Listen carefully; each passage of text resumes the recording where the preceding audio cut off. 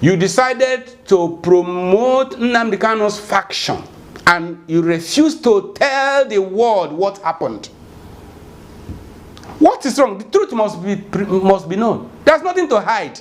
We were together before, but he was excommunicated. Simple. It is there. The letters are there. Letter of excommunication is there.